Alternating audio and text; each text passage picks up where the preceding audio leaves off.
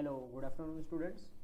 Last lecture हमने देखा था that is flow of communication, उसमें अपवर्ड एंड डाउनवर्ड देखा था। Now we are going to see that is horizontal communication. We are going to see horizontal communication. तो horizontal communication होता क्या है, right? So horizontal communication that is, just a minute,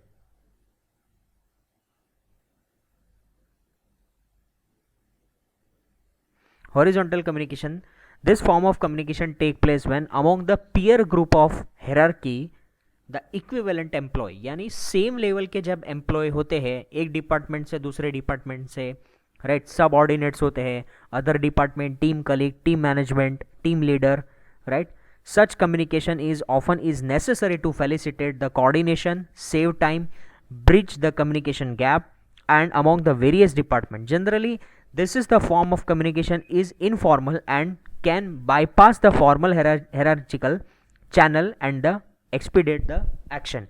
It means that कि ये type के आप जब भी कम्युनिकेशन करते हो, इट मीन्स जब भी आप सेम लेवल के टीम कलीग के साथ बात करते हो एज वेल एज कोई दूसरे डिपार्टमेंट के जो कलीग होते हैं उनके साथ जो कम्युनिकेशन करते हो, that types of communication is called as horizontal communication, right? In this picture you can see this, the team colleagues as well as the other department, team management, team leader and even if the subordinate, this level of communication is called as horizontal communication.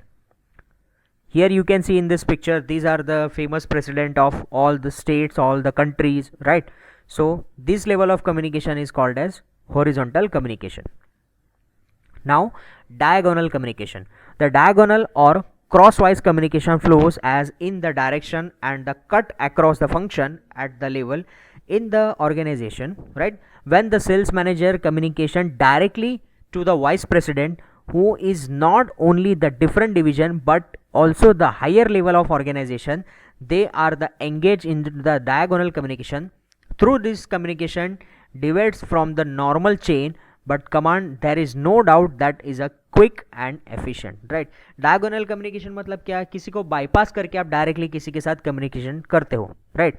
So here you can see in this picture there are three department A, B and C, right? So here we are going to communicate, the department B is going to communicate with the vice president of marketing department, or department B is directly communicate with the vice president of sales department. So this is called as diagonal communication, यानी same department के same employ के साथ communicate नहीं करना, यानी marketing वाला है तो मार्केटिंग के साथ सपोज कम्युनिकेट नहीं करेगा, मार्केटिंग वाला वाइस प्रेसिडेंट सेल्स के साथ कम्युनिकेट करेगा, that is called as diagonal communication.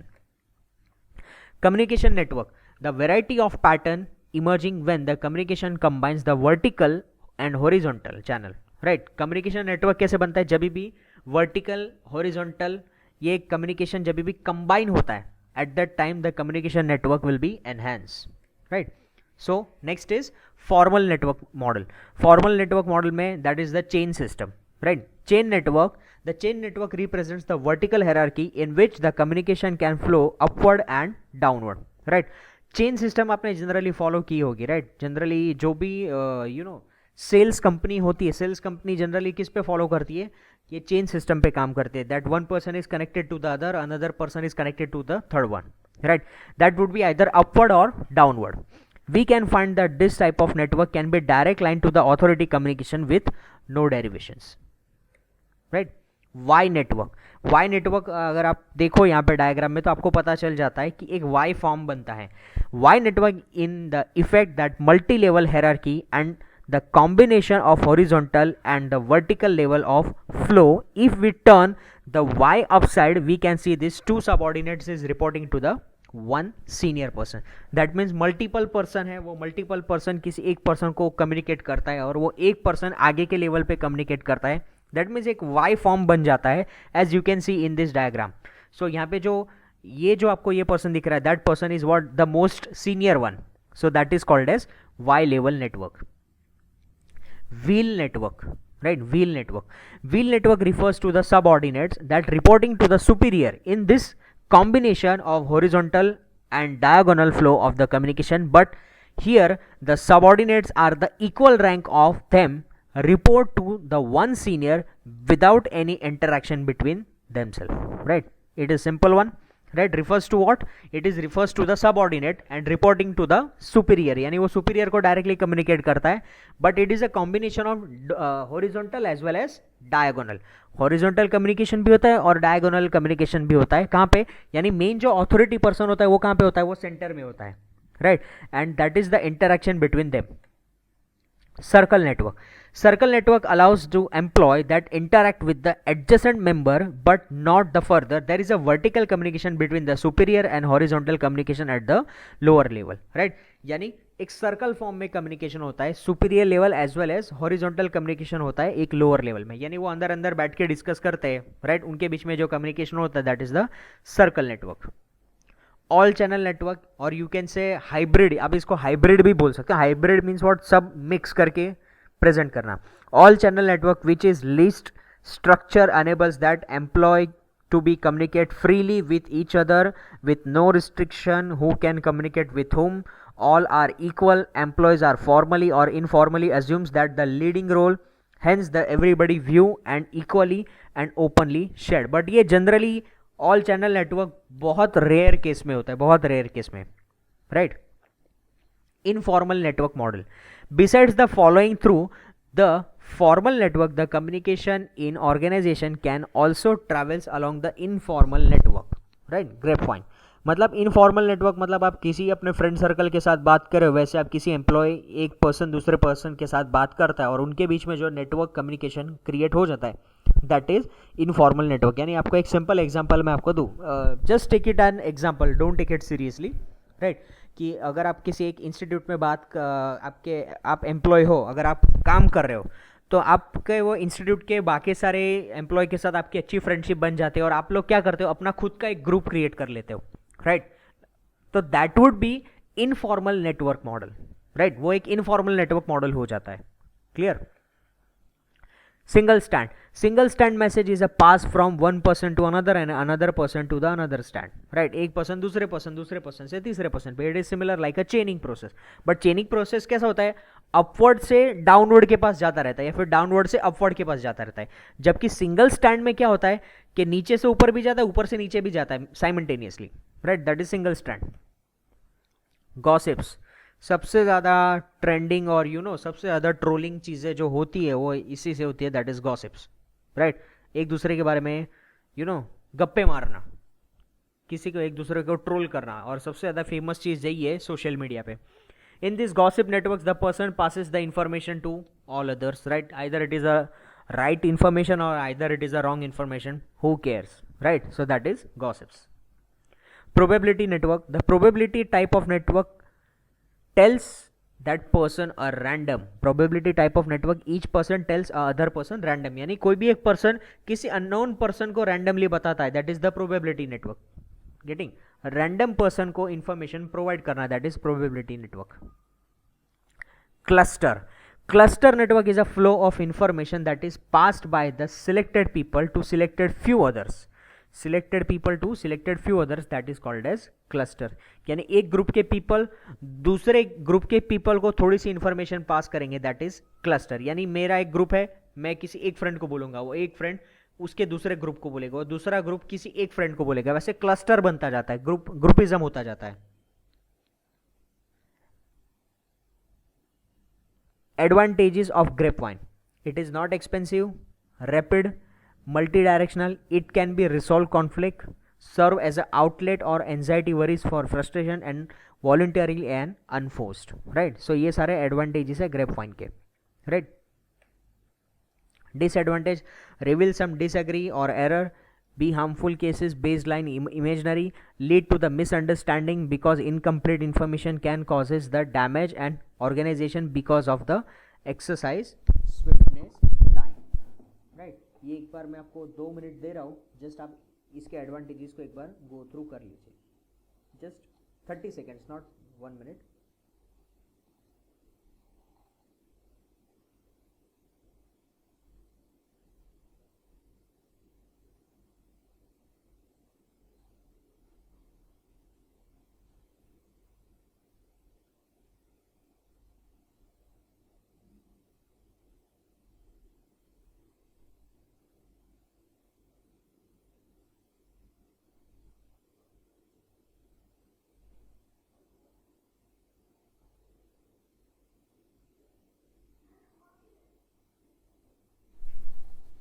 right? So here advantages of grapevine communication, that is not expensive. ये expensive नहीं. grapevine communication मतलब आप ऐसा समझो कि it is a one kind of pipeline. grapevine मतलब अंगूर का जो गुच्छा आपने देखा होगा, राइट? तो वो कैसे मल्टीपल पर्सन के साथ कनेक्टेड होता है. सो वो ज़्यादा एक्सपेंसिव नहीं है. किसी एक पर्सन को इन्फॉर्मेशन पास कर दो, ये सेट दूसरे नोड को पास कर दो, ये सेट तीसरे नोड को पास कर दो, and it will B pass on and on, right? Rapid होता है, मल्टी डायरेक्शनल होता है. इट कैन सॉल्व कॉन्फ्लिक्ट, यानी कॉन्फ्लिक्ट होता है वो भी इजीली सॉल्व हो जाता है. Voluntarily unforced. सिर्फ यहाँ पे क्या होता है, it can be harmful in cause baseless and imaginary. कि अगर बोलते हैं ना बिना हाथ पैर वाली बात अगर आपने कर दी तो it will be causes the harmfulness, right? Characteristics and general technical communication. General technical communication, that is general message, and technical communication, that is not that much important. Okay, importance of technical communication. Technical communication play a pivotal role in the organization, whether the business enterprise, an industry, academic institute, all the managerial or administrative activities involves the communication to be planning, organization, recruiting, coordinating and decision making. यानी technical communication सबसे ज़्यादा important role play करती है. Pivot role means सबसे ज़्यादा important role play करती है. कब? When administrative activity, planning, organizing, recruiting, coordinating and decision making, right? Second, success of an organization largely depend on upon the quality, quantity of information flow through its personnel. The various type of communication not only helps the organization to grow but also enables the communicator to develop the certain attributes, right? So this is technical communication. Technical communication can be divided into two parts, oral and written. Oral मतलब आप बोल के कुछ करते हो, written means in form of writing. It is not necessary that form of communication exists in an organization. However, the organization get organized because of its communication. It is impossible for organization to survive without the communication. Therefore, important cannot be ignored. यानी अगर आप एक organisation में हो तो communication is must. कुछ communication आप आ रहा है और आप उसको इग्नोर करो, that could be not acceptable, right? So this is it about the communication. ये पूरा एक कम्युनिकेशन चेन था, राइट? जनरल और टेक्निकल कम्युनिकेशन के बीच में characteristics. General communication general message होता है, technical communication technical message. General में इनफॉर्मल वे में हो सकता है और टेक्निकल जनरली फॉर्मल वे में होता है. फॉर्मल इनफॉर्मल मतलब आप एक समझो कि आप अपने फ्रेंड के साथ बात कर रहे हो तो वो क्या हुआ, इनफॉर्मल, राइट? समथिंग लाइक कि अगर आप अपने फ्रेंड के साथ बात करो तो आप उसको ज़्यादा इज्जत नहीं देते हो डेफिनेटली. और अगर आप अपने किसी एल्डर के साथ बात कर रहे हो, आप सर के साथ बात कर रहे हो, तो that should be formal, right? आप उनको रिस्पेक्ट देना पड़ता है, like respected sir, respected ma'am, like. Next, no set pattern for the communication. उसके लिए कोई फिक्स पैटर्न नहीं होती बात करने के लिए जनरल में, जबकि टेक्निकल में एक स्पेसिफिक पैटर्न होती है, right? General communication mostly oral होता है, राइट? और technical communication oral and written both होता है, राइट? अगर आपको फ्रेंड के साथ बात करनी है तो आप उसको मेल टाइप करके नहीं भेजोगे, गेटिंग दिस? आप डायरेक्टली कॉल करोगे. और सपोज आपको सर के साथ बात करनी है तो आप सबसे पहले परमिशन लोगे. If he allows you then you can move forward, right? Does not always specific audience, it always for the specific audience. Does not involve the technical vocabulary for the graphics. frequently involves the jargons and graphics and etc, right? So this is it about our communication. अभी हम लोग concept जो सीखेंगे that would be listening. Listening skill के बारे में हम लोग थोड़ा सीखेंगे अभी. Just brief. Now listening. The process of receiving and constructing, the process of receiving and constructing meaning form of responding to the spoken or non-verbal message, that is called as listening, right? आप अगर आप कोई चीज़ सुनते हो, right, आप उसको receive करते हो, either it is spoken or non-verbal message, that is listening. Types of listening: appropriative listening, empathetic listening, comprehensive listening या फिर active listening and critical analytical listening. Appropriate listening, the listening for a pleasure, enjoyment as when we listen music, comedy routine और the entertainment speech, right? यानी हम लोग हमारी daily life में कुछ enjoyment के लिए कुछ म्यूजिक सुनते हैं, गाना सुनते हैं, कॉमेडी वीडियोस देखते हैं, right? For entertainment purpose, that is called as appropriative listening, right? Describe how we speak to choose the word, use the humor and ask the question, tells the story and argue, right? जो क्या describe करता है कि अगर generally हम लोगों को fun loving music सुनना पसंद है तो हम लोग ऐसा बता सकते हैं कि हाँ ये जो पर्सन है वो जॉली पर्सन है, right? So describe how well speak, choose the words, कैसे हमको वर्ड सिलेक्ट करना है, कैसे हमारा सेंस ऑफ ह्यूमर होना चाहिए, tells the story and argue the persuasively. Empathic listening to provide the emotional support for the speaker as well as the psychiatrist listen to the patient when we lend to the sympathetic ear to the friend. Empathic listening generally कौन होता है? Psychological person जो होता है, psychological doctor होता है, वो क्या करता है, जो भी पेशेंट होता है वो पेशेंट को बहुत ध्यान से सुनता है कि उसकी बोलने की पैटर्न कैसी है, वो कहाँ पे अटकता है, वो कहाँ पे उसका फ्लो है, वो क्या वो डिप्रेशन में है या नहीं, यानी बोलने की पैटर्न से पता चल रहा है. That is empathic listening. It is focused on the understanding, identify with the person's situation, feelings and motives. There are attempts to understand what the other person is feeling. Listener does not necessarily agree or feel the same way with the speaker. Instead of understand the type and intensity of feeling, the speaker is experiencing without the judgment. Right? यानी यहाँ पे क्या बोल रहे हैं कि यहाँ पे आपको लिसनर को जस्ट सुनना होता है, अग्री करना होता है, नहीं करना होता है वो बाकी की बात है. आपको उसकी फीलिंग्स को समझना होता है, राइट? उसको जज नहीं करना होता है कि वो पर्सन कैसा है. Getting this? So that is empathic listening. Comprehensive listening, okay, this is last for a lecture. That is the listening to understand the message for a speaker when we attend the classroom lecture, that is direction to finding for a friend's house, right? comprehensive listening means what? Listening to understand the message of speaker का message सुनने की try करते हैं, as well as we attend a classroom lecture or listen the direction of finding a friend's house, right? यानी आप attention देके आप वो चीज़ को सुनते हो. कॉम्प्रिहेंटिव या फिर एक्टिव लिसनिंग, हमारा माइंड दो तरीके से काम करता है, active and passive, right? Active मतलब आप अभी करंट जो सिचुएशन हो दैट इज एक्टिव, तो एक्टिव मतलब आप किसी चीज़ को ध्यान से सुन रहे हो, सो that is active listening. Focus on accurately understanding meaning of the speaker's words while simultaneously interpreting the non-verbal cue such as facial expression, gesture, posture and vocal quality, right? So that is the active listening. Now we are going to see about the listening. Listening में हमने देखा था that is comprehensive listening, right? Comprehensive listening में क्या होता है कि generally we are going to focus on the particular things. हम लोग किसी भी चीज़ को बहुत ध्यान से सुनते हैं, that is called as comprehensive listening, या फिर हम लोग उसको active listening भी कहते हैं, right? The focus on accurately understanding the meaning the speaker words while they simultaneously interpreting the non-verbal cue such as facial expression, gesture, posture, the vocal quality, right? So that is called as active listening. किसी भी चीज को ध्यान से सुनना, right? गौर करना कि वो क्या बोल रहा है, उसकी बॉडी लैंग्वेज क्या है, उसके फेशियल एक्सप्रेशन क्या है, उसके गेस्चर क्या है, राइट? उसकी वोकल क्वालिटी क्या है, that is the active listening. Next is steps of active listening.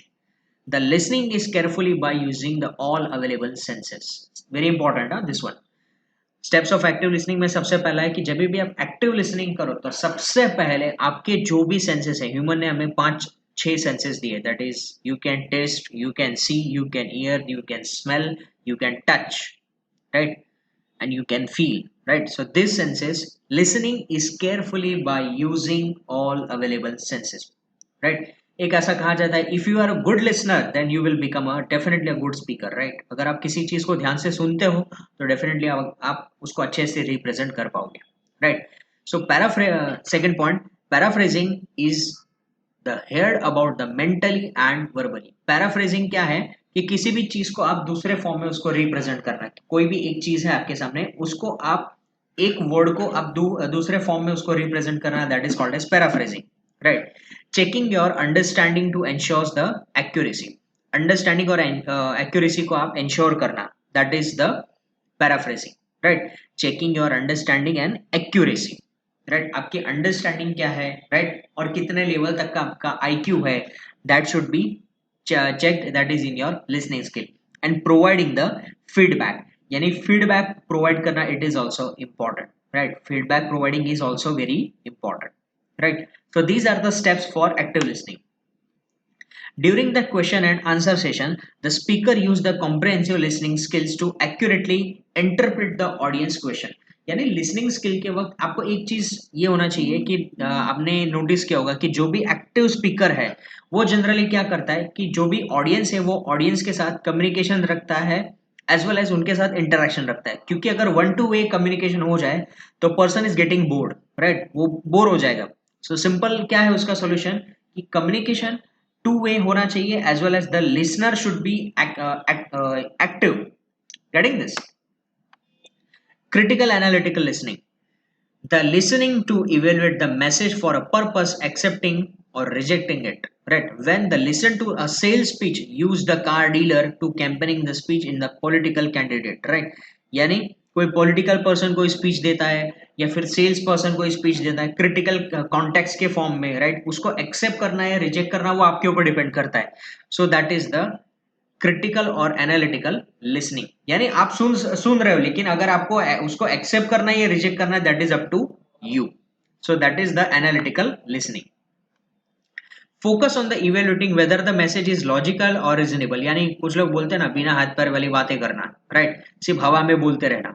So that is what there is that make no sense. So focus on the evaluating rather than a message is a logical reasoning, right, logical and reasonable. So that is the analytical listening. Ask you to make a judgment based on the evaluation for the speaker argument, right?